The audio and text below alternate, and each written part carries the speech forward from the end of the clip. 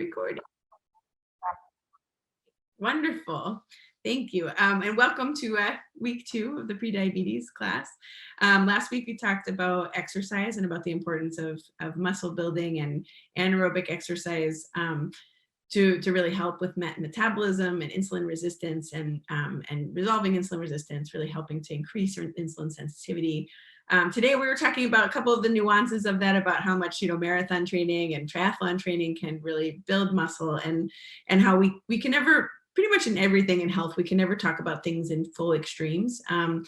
Really that there's a place for every piece of a spectrum, and that muscle building is very important, and also aerobic exercise is very, very important for cardiovascular health as well. And so really it's a combination of both. I think that part of the reason that I really wanted to make sure to bring Joe in and to have him be the guest speaker is because often people, when they're thinking about diabetes, think about the aerobic exercise, whether that's walking or running, and really that extra anaerobic weightlifting sort of exercise is very important for addressing diabetes as well, just to really increase that insulin sensitivity and improve the way that blood sugar really works in the body.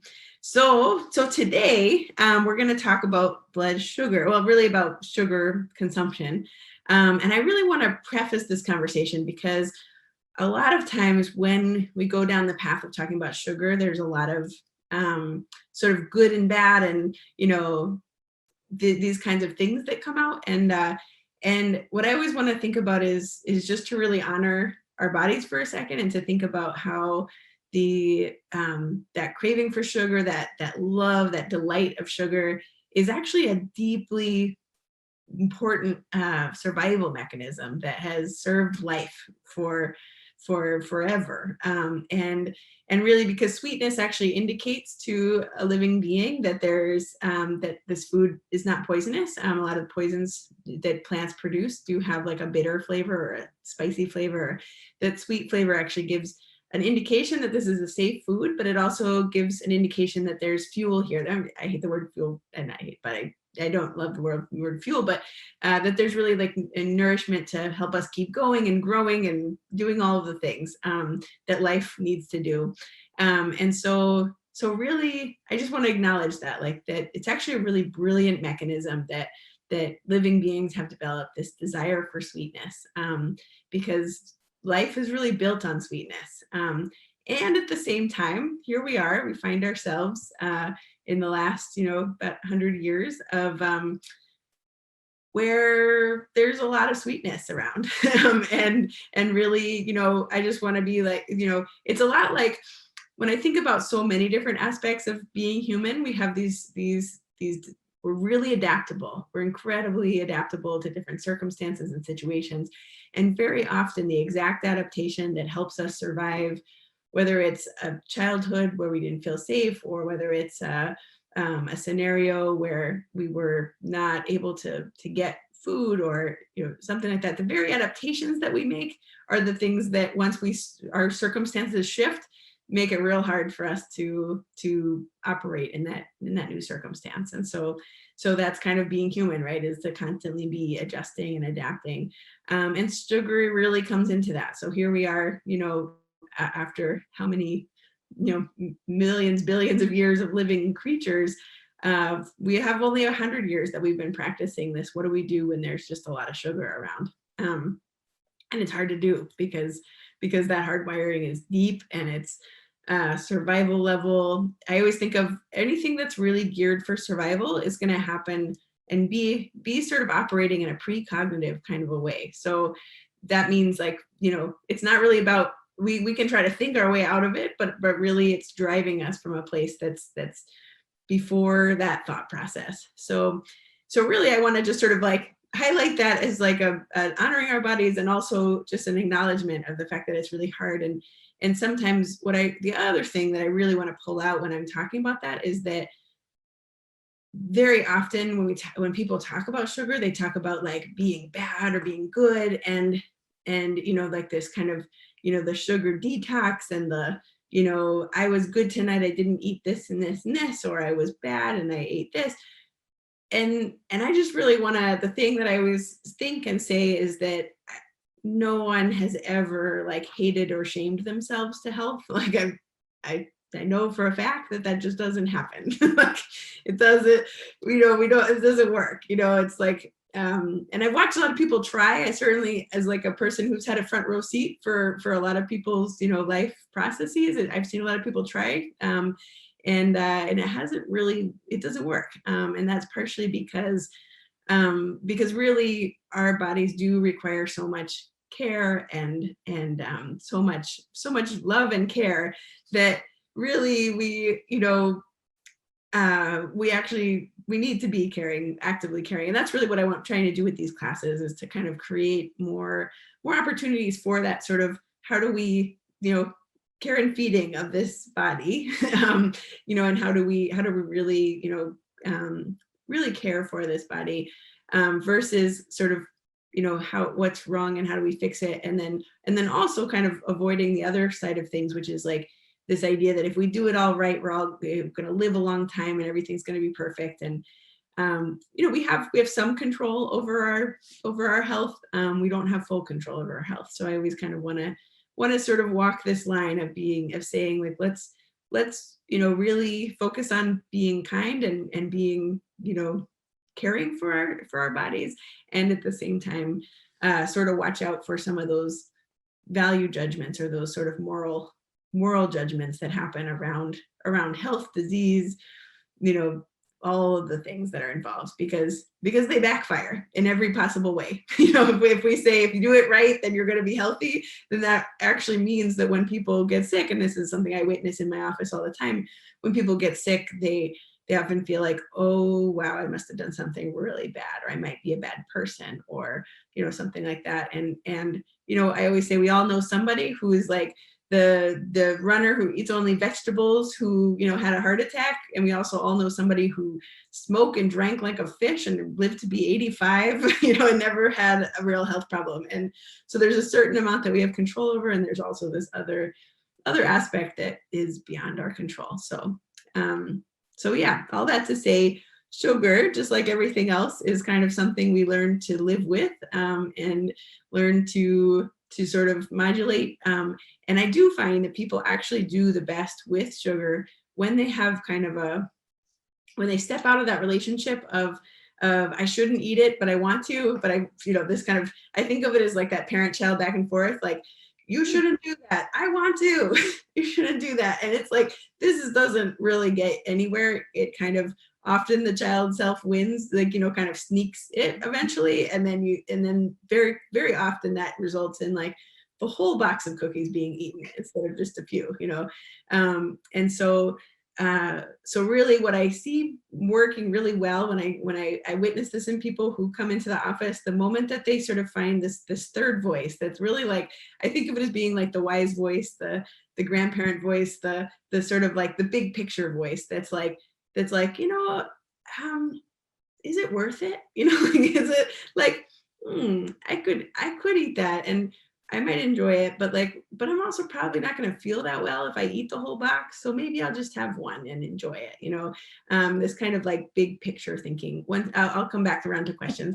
And what I find from that perspective is that there's a way of being able to have everything in moderation, and to have like kind of a bigger picture sense of it. And also kind of keeps, when people are in that sort of a voice, they often don't get into that sort of the downward spiral that can happen around, oh, now I've had one cookie, I might as well have the whole box kind of thing. It's it's not a black and white, it's like a lot of gray that we all live in all day long. So all that to say, we're going to try to talk about sugar kind of with that voice, and to the best of our ability, because there's a lot of stories that happen around it in that way. All right, so now I'm ready for questions. Okay, well, you just said exactly what I did just before I got on with you. I was thinking about the chocolate chips in my closet, and I talked myself out of it. And next thing I know, I had them. And that was a half a bag. And then I said, no, I'm not going to have dinner, so I'm going to go have more. And I did. which I feel terrible about, you know, because I was supposed to go exercise, not eat during that time. Right. It gets to be really, it's really hard to be human, you know, like in those ways. It's like a lot of times too, it's what I, you know, really when there's this kind of like all or nothing sort of quality of like, oh, I shouldn't do that. Right. And so once you cross the line, so if the line of like, you know, bad and good is like, I'm good if I don't eat any and I'm bad if I already eat them. Once you cross this line, it's like, oh, well, I'm, you know, all bets are off. You know, like it's really all downhill from there. It's like for a lot of people, they come in and they're like, oh yeah, I was doing great. I was like following this, you know, this plant-based diet that was working really well for me. And then I went over, you know, it can be as simple as I went to a friend's house and they had chicken, and then I did that, and then I just went on a full-blown, you know, thing for a few days where I, you know, ate fast food. And it was like, you know, it's kind of like we really have to watch where we put that line of and I'm gonna put a vote out for just sort of taking that line away completely of like good and bad, you know, of like, am I a good girl, am I a bad girl kind of thing, you know, like it doesn't serve us. It really doesn't serve us, because at any point, you know, you cross that line, and then that contact with that sort of wise voice self that's like, hey, maybe I'm not going to feel so good, you know, like, or even, I mean, even contact with the part that's like, wow, like I'm going to enjoy this, you know, if I'm going to eat those chocolate chips, like I better really like take each one of them. I mean, you know, have you ever just like eaten one chocolate chip, or have you ever done that visualization where you take a raisin and put it in your mouth and you really taste it and enjoy it? And it's like, so sweet and wonderful. And you know, and so almost when we're doing this sort of interplay between good girl bad girl thing, we don't even get to enjoy it. You know, it's like, wow. And so what I really advocate for is actually sort of allowing for that and just saying, you know, where is, and we're going to talk through kind of like what some of those things that might be coming up that drive those sugar cravings, and trying to address the needs that are actually underlying the sugar craving itself. And then also sort of like talking about that sort of that good and bad sort of quality. Like really our worth as people is not up for conversation or up for debate here in this moment about eating. You know, like, yeah, if you go like, you know, beat up your neighbor, like, yeah, we can talk about like, you know, your morality as a person or whatever. But if it's really about, you know, eating a few chocolate chips, like your worth as a person, your value as a person is not up for whether you're a good girl or bad girl or a good boy or a bad boy is not like up for conversation here. Yeah, I find that. I think she was Linda wanted to say something, so we're gonna Oh, let her. I'm sorry. Fine, I can't stop at those 2 or 3. It's an all or nothing, and I eat it You're so not fast. alone. You're not alone. And I eat it so fast that I don't even think I appreciated it. You haven't tasted it. Yeah, I haven't. Totally And, right. and it goes against what I keep saying is important. Mm-hmm. You know? Yep. I have, before we get too much. I didn't mean to. Go ahead. Yeah, go ahead. Too much further. I wanted 2 observations. You gave me a revelation tonight. When I was 5, my mom had to go to work. And so that meant coming home from kindergarten or whatever. And my older brothers, were not good babysitters or anything. I was basically on my own at 5. And her response to the depression was to buy all these treats for us, like peanut butter bars and, you know, the cookies and all that stuff. And you hit on fear, and I realized I had never gotten that it was anxiety that was making me mow down. I learned how to mow down food, not even tasting it.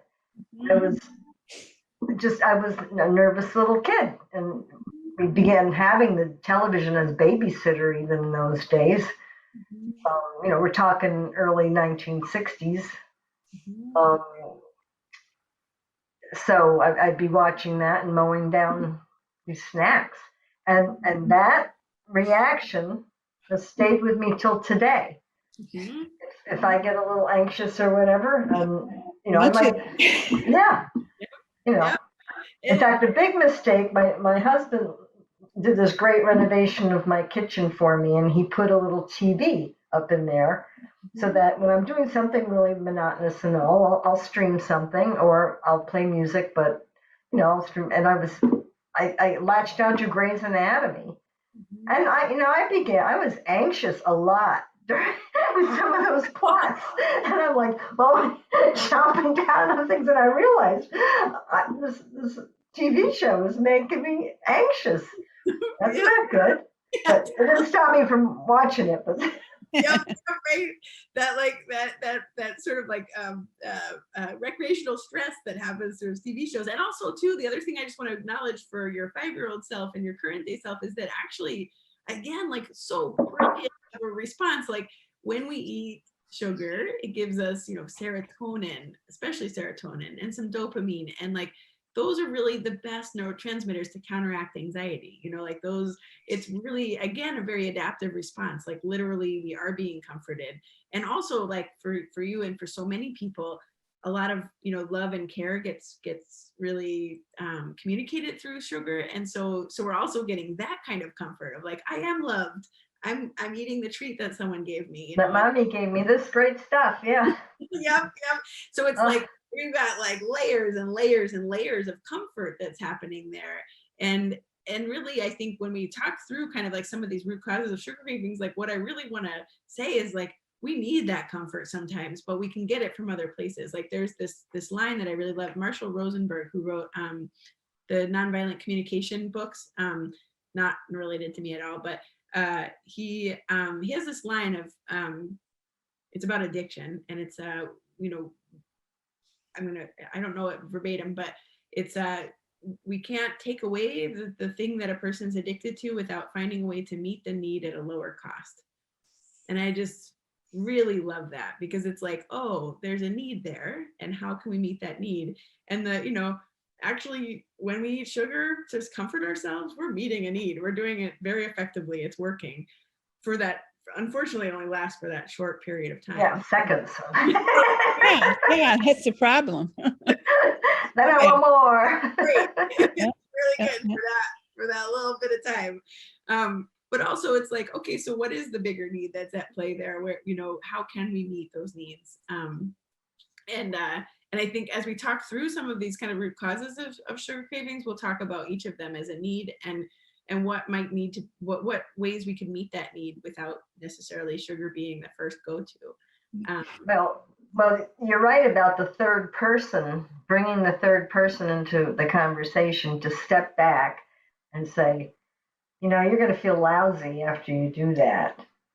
I mean, I have a sensitive stomach. Your stomach's going to hate this while you're doing that.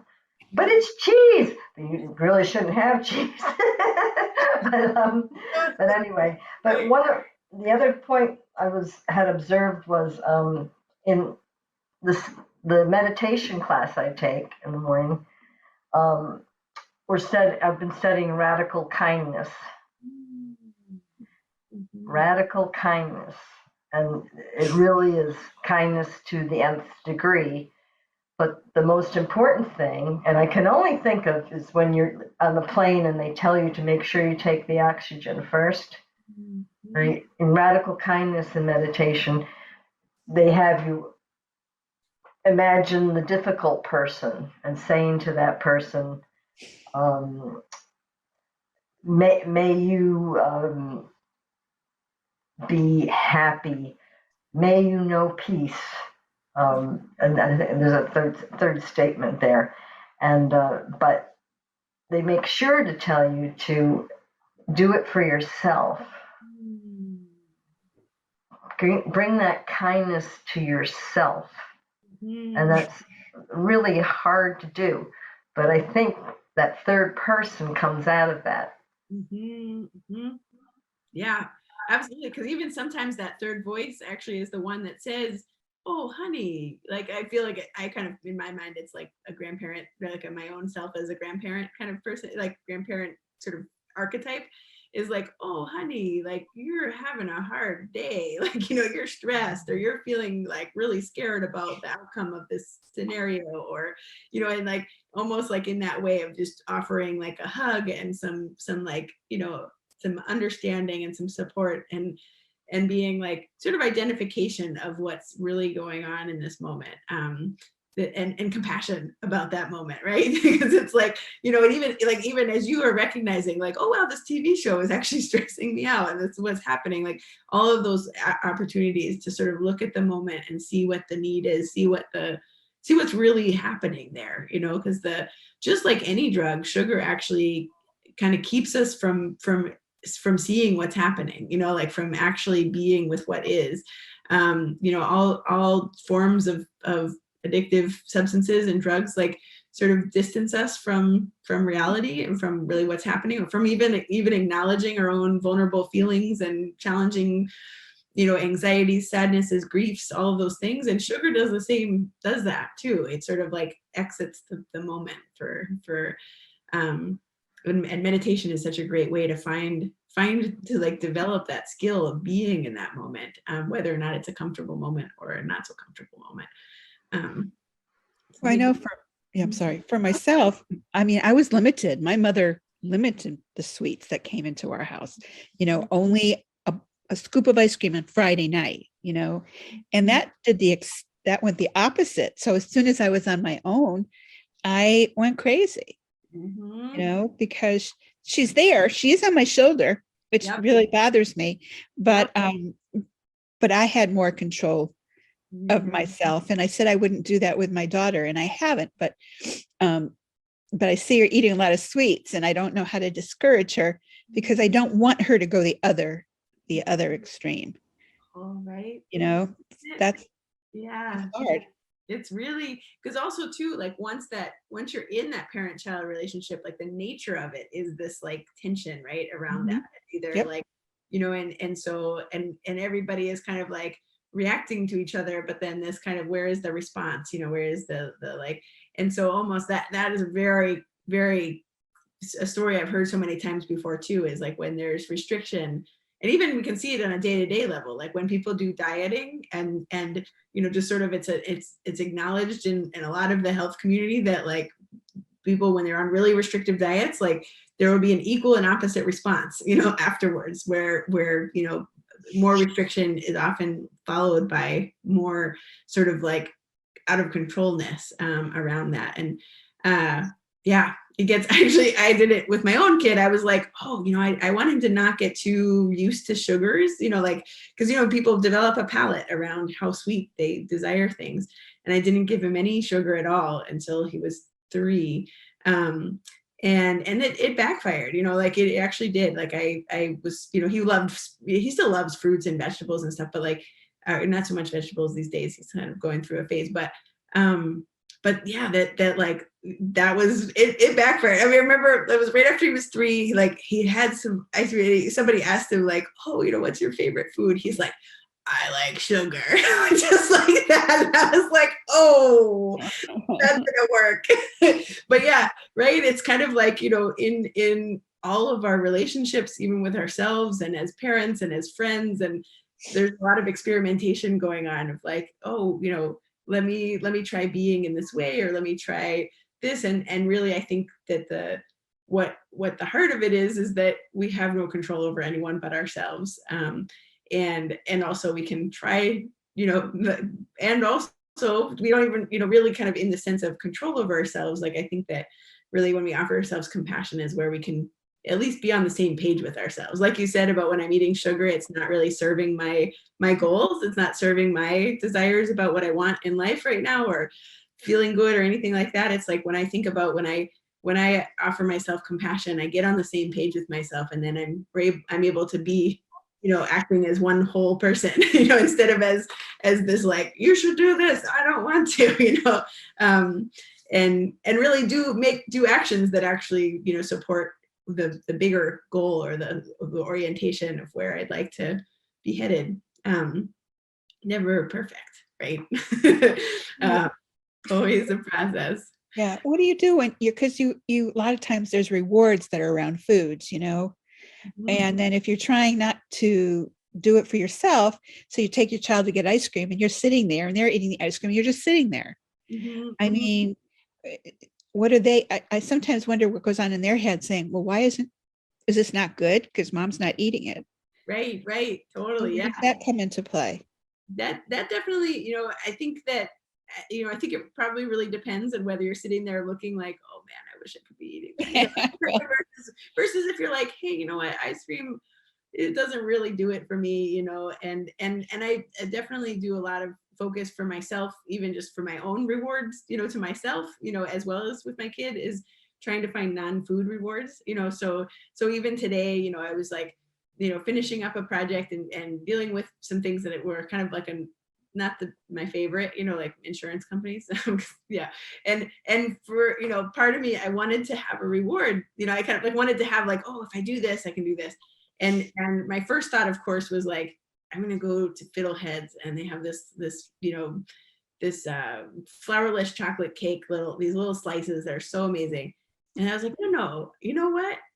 It's a beautiful day. And I took myself to the beach for a walk. And that was such a better reward. Like, it was so much better for me, like I felt better afterwards, all of the things, but it was really, it took that minute to be like, I think I was actually motivated by the fact that I was teaching this class today. I was like, oh, hey, I shouldn't be like rewarding myself with the chocolate, right before teaching a class about sugar cravings. But really, anytime we can swap it out for a reward that's actually, really, really something that's fulfilling a need, it's great, and that can't always happen. But also it's wonderful when we can.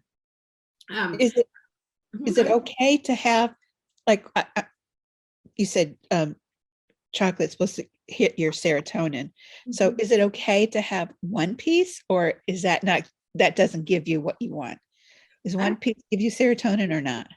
It would, yeah, definitely. And also, I think it's like we each know ourselves in that moment or in that time, is like, is one piece going to be one piece, or and I think, when it kind of like, there is, as much as I don't like packaging and everything, the single serve packaging can be helpful in that, just to be like, here is the quantity that I feel okay about, it feels okay for my body, and then I know when I'm done, and it, won't be calling to me from the cupboard.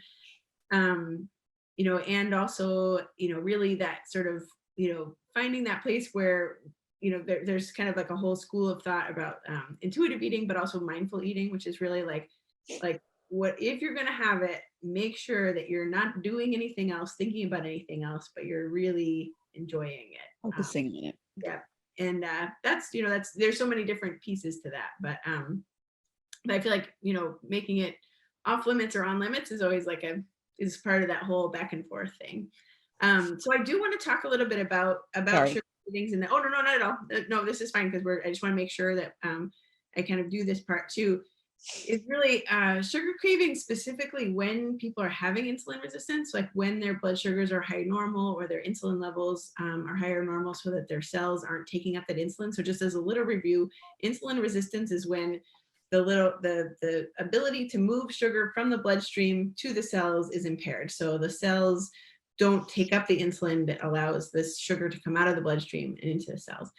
And there's a couple tricky parts about that. One is that the sugar hangs out in the bloodstream. It's causing all kinds of trouble. It affects the brain first and foremost, both by being, when it's high, kind of creating sort of like a fatigue, headaches, those kinds of things.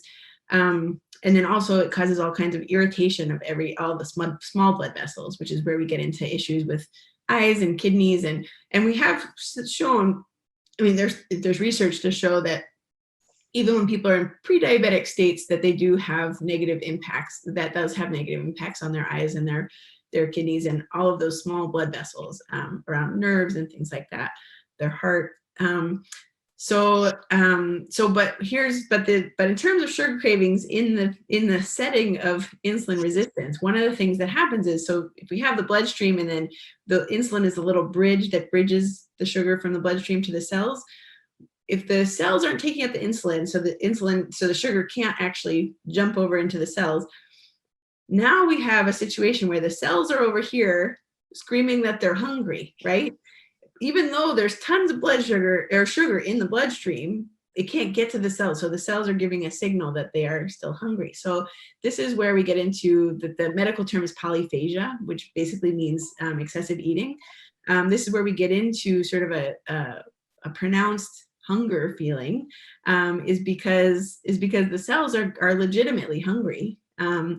But it's not for lack of sugar. It's actually for a malfunction of that insulin system.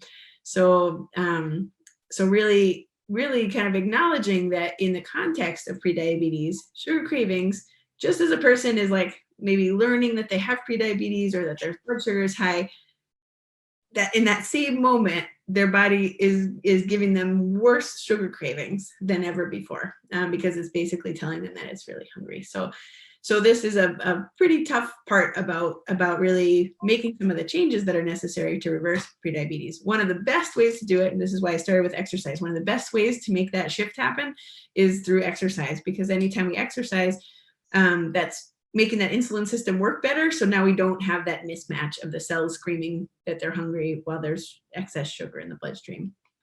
So exercise is the best way to kind of circumvent even the sugar cravings.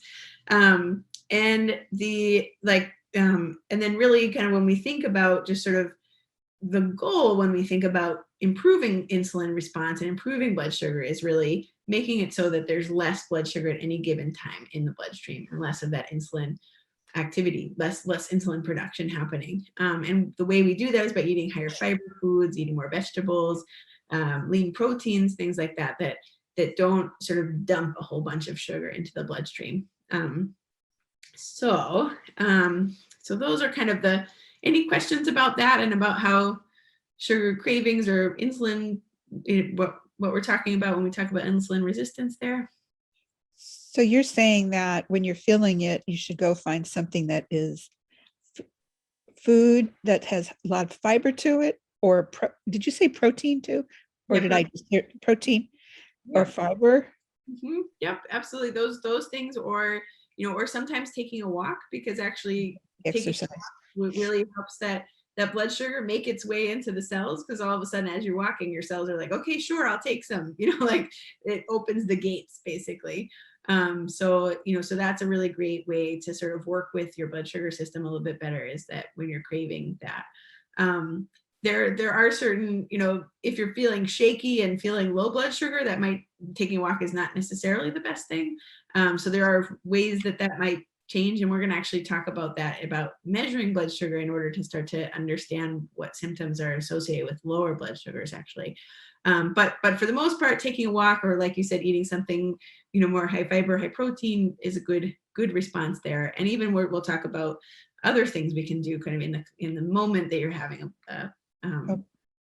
So in terms of looking at the root causes of sugar cravings, there's a lot of different factors that actually play in, that have been studied as being things that make our sugar cravings more pronounced. And so the reason I kind of want to look at these root causes is because a lot of times, in that sense of like meeting a need at a lower cost, is also meeting the bigger need that's actually present. Like really meeting the underlying need is often where we can sort of prevent the sequelae there. So, stress is a big one. Stress hormones, again, from a survival perspective, living beings, if they're under stress, want to be eating food that is most calorie dense possible, so that they can keep going and either, chase down food or escape or whatever might be causing the stress. Our modern day stressors are a bit different, because they often don't require us to be running or chasing. And so that's where that kind of whole stress response that we talked about in the session about adrenal responses doesn't serve us that well. But one thing we know for sure is that when cortisol is high, we crave sugar a lot. One of the ways that people often relate to this is when you're taking prednisone is very similar to having high cortisol, because prednisone is exogenous, like coming from outside. It's medical cortisol. And so if you've ever been on prednisone, for many people, they have extreme carbohydrate cravings. So that can be a way that some people can relate to that. So when, kind of responses to stress that might be helpful in that circumstance would be, calling a friend or going for a walk. Journaling is another great one that's been shown to modulate those stress hormones, or meditating, so that really, kind of like when you were talking about watching the TV and being like, oh, hey, this is stressful, like, or, modulating the actual stress response versus going for the sugar is great. Low blood sugar is another whole aspect of sugar cravings that I end up talking to people about a lot. And we've kind of touched on it here and there in different sessions.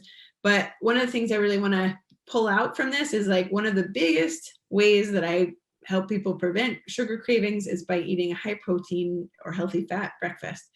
When people have their cereal, or even for some people oatmeal, or for some people, their sugary coffee drink for breakfast, they are absolutely almost guaranteed to have a pretty rough sugar craving around 2 to 3 p.m.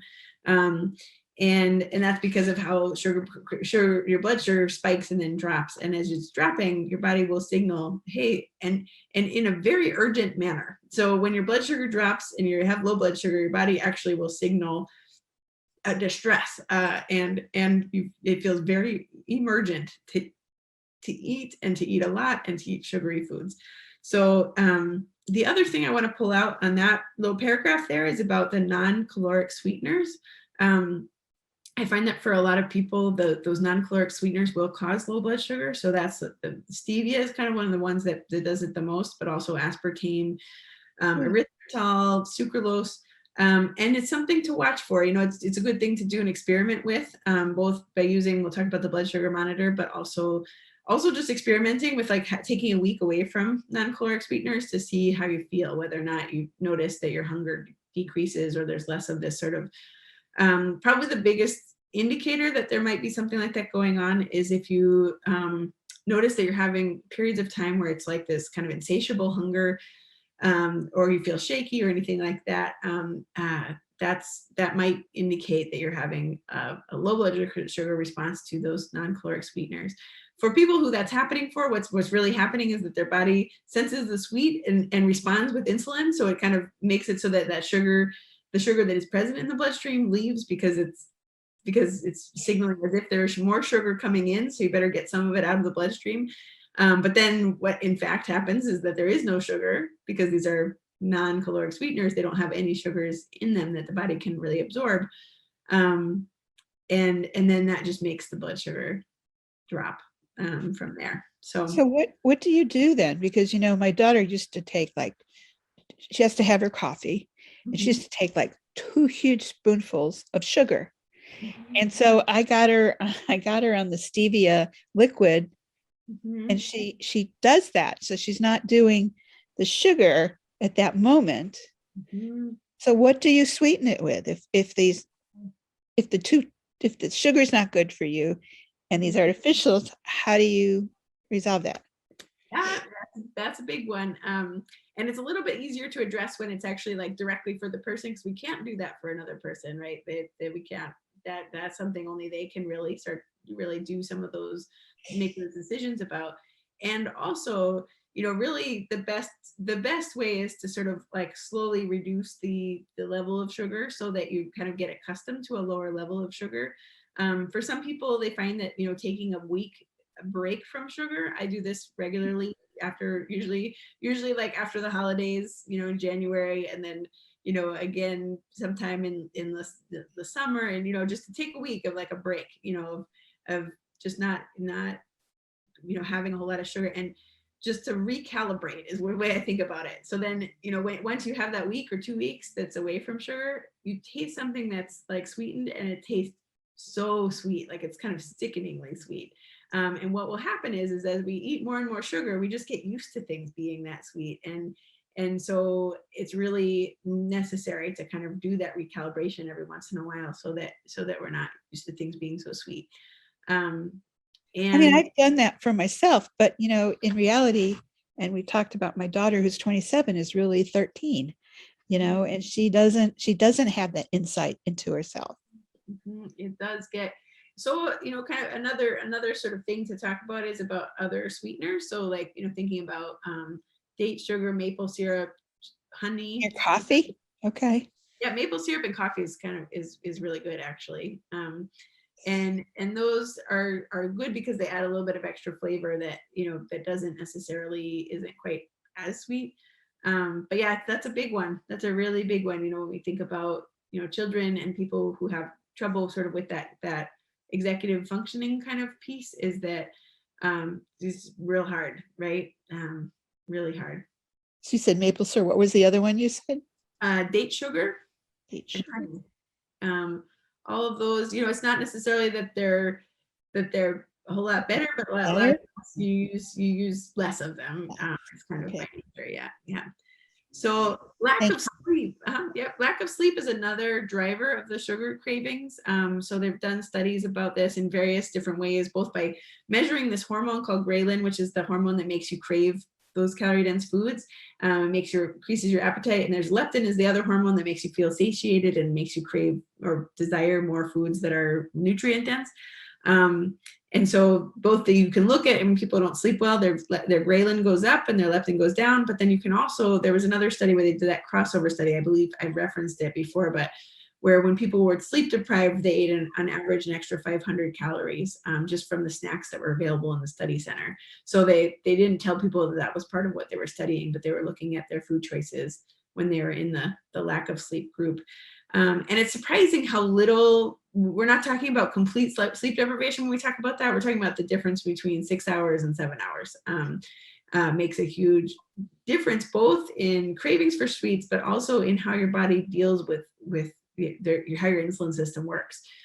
So you can actually take groups of people, even when they did that crossover study, even after 2 weeks of moderate sleep deprivation, so they're still getting like 5 hours, I think.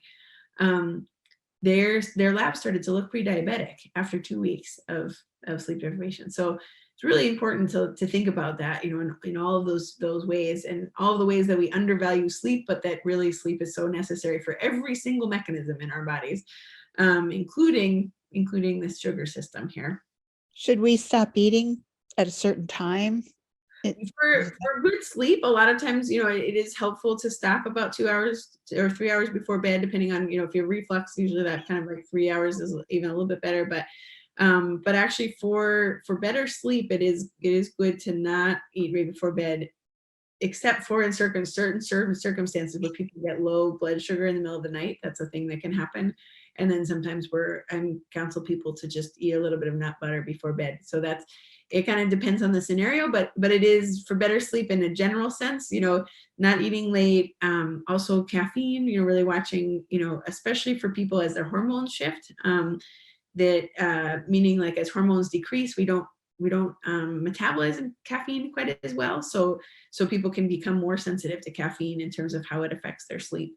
So yeah, we're going to have a sleep class coming up. So I'll kind of leave a lot of those answers to the sleep class, because there's a lot to say on that topic. Yeah. Quickly, I guess it's nut butter. If you're really craving something, do nut butter in the evening. Yeah, I think, yep, totally, like a tablespoon. Yeah. Mm-hmm. Okay. Yeah. So dehydration is another thing that can make people crave sugars and sweets. So a really good, thing to do is if you're feeling like, really snacky or cravey, to try just drinking a glass of water and just sort of pay attention to what shifts. Cravings do often last, only about 30 seconds, they say. I think it's 30. And so it is really kind of, if you can sort of sit through it for that period of time, a lot of times it dissipates. So insulin resistance. So, we talked about how that can create more of that, the craving for sugars. I find that there's a couple of ways that exercise, and specifically doing things like calisthenics and muscle building, or doing exercise that really pushes you so that you're sweating and your muscles are sore and things like that. There's a few ways that actually benefits in terms of sugar cravings. One is that it increases your serotonin and dopamine, so you don't have that neurotransmitter level craving. You're not looking for it for that kind of your nervous system comfort, because you've got great endorphins going on. You sort of you don't crave that fix there from the food. The other thing is that it makes that insulin sensitivity better. So you've got that same thing we talked about, where the sugar in the bloodstream can get into the cells. So the cells are no longer sort of asking for more food or sugars. So both of those directions, and also just, the act of getting stronger or moving your body can, in terms of those other levels of whether it's, sort of feeling down or feeling anxious or feeling alone, a lot of times that movement can really make a difference in those things as well. So yeah, insulin resistance is a big driver of those. What about timing? Because sometimes you hear, don't exercise at night, do it in the morning. Does that matter? It really depends on the person. So that's going to be my answer for so many things, is that, like, I find that on the internet, there's a lot of people who kind of want to create these like really hard rules about this is the way to do it. And partly I think that there's a sales component to that, of like you're doing it wrong, you need me to help you figure. So anyway, all that to say, very often the answer is it depends on the person.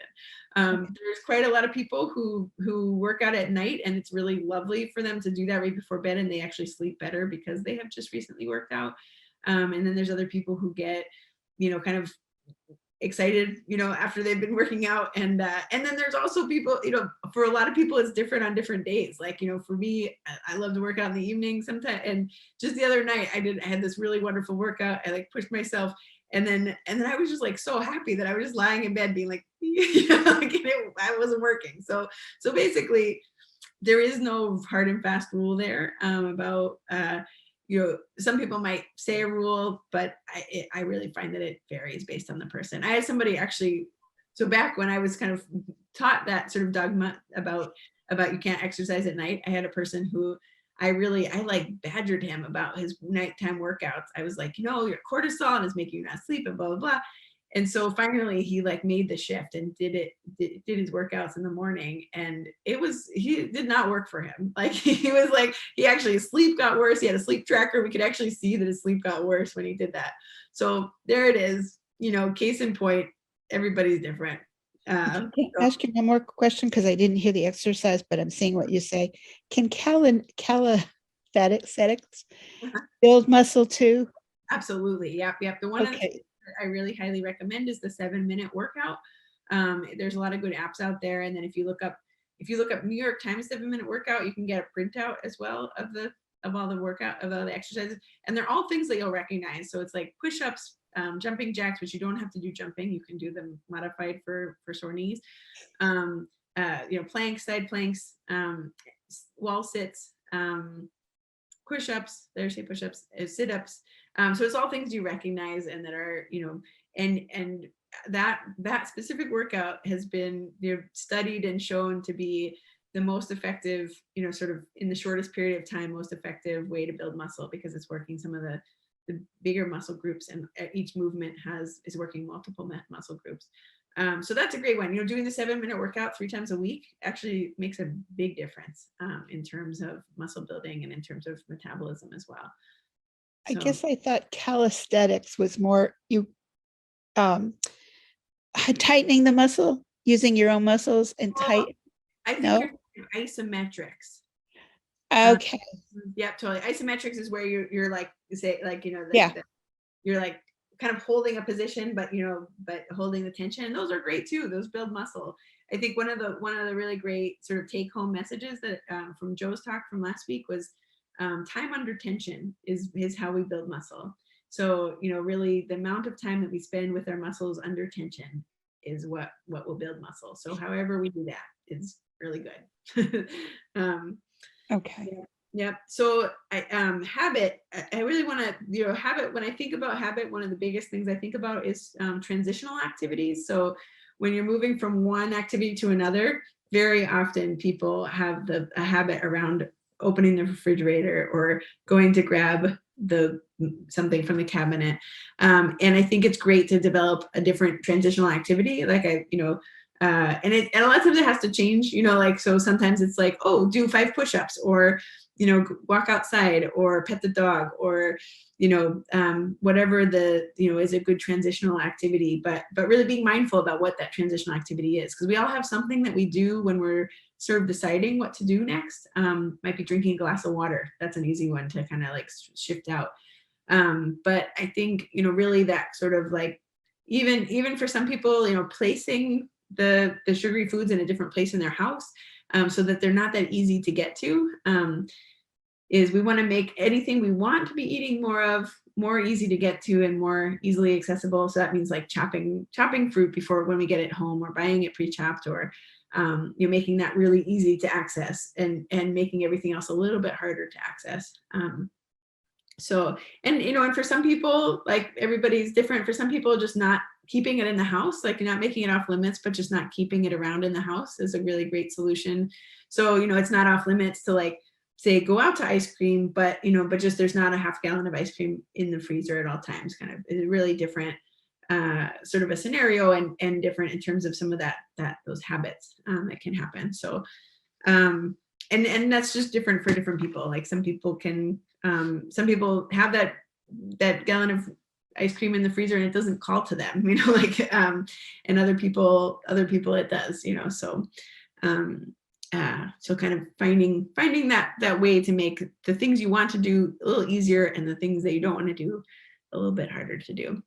And then here's a big one. So this desire for sweetness, or feeling a lack of connection, this is a big one. I see it in myself. I see it in so many people when we talk about things, is that really sometimes food is love, in that same way of, like, a lot of times where food is sort of a way that people show and give love, and a lot of times people comfort themselves when they feel lonely with food, especially sugary foods and treats. And I think that just, like, sometimes just identifying that feeling of loneliness and saying, like, wow, I'm feeling lonely, and that might mean that journaling is a good thing to do. It might mean going for a walk outside, and just being with ourselves in that moment of loneliness. Because it's a hard feeling to feel. It's a painful feeling to feel, and just sort of like accompanying ourselves in that moment, instead of trying to, like, sort of get out of it with something like sugar. And sometimes it means, hey, like, let me call an old friend, also that too, maybe, or make a plan to see a friend or something. But I think that really, there's this acronym that can be really helpful sometimes when you're feeling like a craving, because of the ways that these things all kind of like drive cravings, is HALT, which is hungry, angry, lonely, or tired. And the thing I didn't talk about was actually how, when I talked about sleep, I sort of skipped over the fact that sometimes people crave sugar because they're just tired, and their body is looking for energy, and sugar is raw energy that gets in real quickly. And so sometimes, actually, when people are feeling like drawn to sugar, it's because what they really need is to have, a little bit of downtime, where they might, read a book, or, cancel something for the afternoon, but they kind of go to sugar to try to keep themselves going, just like similar to caffeine, when really what their need might be is to take a rest. So I like that HALT one, because it just sort of gives you a quick list to run down and be like, and very often what I find is that, like, I'll get to the one that it is, and I'm like, oh, there it is. That's what's happening right now. So it's a good little check-in, because it's very easy to not necessarily know what's driving that sugar craving. So Stress is missing though. Stress, you're right. You know what? Yeah, that's a good point. Is there? Yeah, we could say HALTs. Hungry, angry, lonely, tired, stressed. Yeah, let's do that. I like that. We're going to modify that one even better.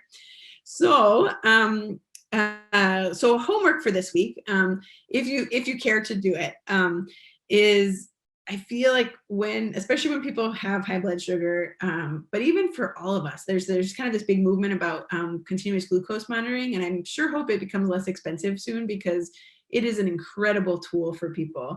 But that aside, I think starting to just sort of check blood sugars helps us to identify a couple of things. One is sort of to get that feedback about how our own individual body is responding to different foods. And then the other one is to start to identify which symptoms are associated with high and low blood sugar, because people are often surprised at the fact that, like, that they've always identified that they have anxiety. That actually, when people come to me and they're like, I'm very anxious, my first thing that I talk to them about is blood sugar, because I'd say 9 times out of 10, it's actually blood sugar is a big driver of that anxiety. So sometimes they'll be surprised by these symptoms that are associated, or that kind of like foggy headed, kind of depressed feeling. It's like, oh, that's actually when your blood sugar is high for some people. So you start to get these kind of numbers to associate, and then pretty soon you're kind of using the symptoms to know where you are on the scale, on the blood sugar ups and downs. Blood sugar monitors are pretty cheap. You can get them for like $10 to $20. They'll give you instructions, but you're basically going to end up pricking your finger, and then you use the little strip to kind of like soak up to sort of like pick up the little drop of blood, and then it'll come out with a reading. And what the homework is to keep a record of blood sugar readings, and food, and any other notes about things like how you slept, whether you're stressed, those kinds of things. Don't worry, I'm not going to force anybody to like share about this, but it's really for your own information and data collection, and for your own kind of getting to know your own blood sugar. If you want to be extra fancy about it, so I also put in there too to do about 2 hours after eating. One thing that's really comes out of this a lot is that people come back and say, oh my goodness, like I never realized that, like I do fine with potatoes. Like my blood sugar is great after I eat potatoes, better than ever. But I eat rice and it's through the roof, or the opposite is true. Or I eat a banana and my blood sugar shoots up. And this is something where each person is a little bit different. Some people have a stronger blood sugar response to grains. Other people have a stronger response to potatoes. It's really powerful to know what your carbohydrates are that you respond to in different ways, so that you can kind of like, hone it in there, and get the carbohydrates, because we all need a lot of carbohydrates. Like we all need them. But finding the ones that really work the best with your system is really great. So you might get that far into getting that information, but you also just might get the primary goal is to get some sense about how you feel at different blood sugar levels, and the sort of like the extra credit is if you start to recognize which carbohydrates affect your blood sugar. If that doesn't happen in the next week, you can still keep playing with it, and I'll give you more information about how to play with it in terms of finding more information about the carbohydrates next time. Well, what if you're eating a whole meal and there's a carbohydrate there and there's protein? Absolutely. And how do you know if that carbohydrate is driving it? Well, mostly it's because, so say on Monday night you have, a whole meal that is like, rice and veggies and chicken, right? And then Tuesday night you have pasta and tomato sauce, and there are a lot of foods involved, but you'll start to see a pattern there. You'll start to see like, oh wow, every time I have rice, or so first we can say this meal caused my blood sugar to go up, and we can pretty much know it's probably the carbohydrate in that meal. Okay. But it might be the sauce, like so you can start to kind of like, like a good science, not, I don't mean to say good, but like a scientist, you can kind of start to isolate variables. You can be like, wow, this meal with this, where I took rice and I put these veggies on it, it made my blood sugar spike. So then the next time you try making it with, quinoa instead of rice, and see what happens. Does it still, try to isolate those variables that way. So you have to do it 2 hours. You would know that 2 hours later after you eat, that's when you test for that? Yep, totally. Yep. Mm-hmm. Okay. And what would be normal or abnormal? So we'll talk about normal and Okay. abnormal levels next time, kind of like as we go over everything. Okay. Yeah. That Okay. sounds fascinating. I want to try it.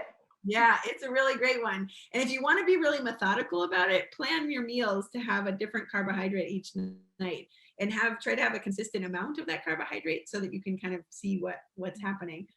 And also for some people, they advocate doing a test 1 hour and then 2 hours after. But I kind of kept it simple by saying 2 hours. So because sometimes you'll see it go up and then down if you do an hour and 2 hours after. So So mostly it's kind of go sort of play with this, sort of experiment with it. And the other time, so the 3 times that we're going to focus on taking blood sugar are when you first wake up in the morning, when you 2 hours after eating, and you can just do that for 1 meal a day, kind of your biggest meal of the day, because it can get to be a lot if you're doing it after every meal. Extra credit if you do it after every meal though.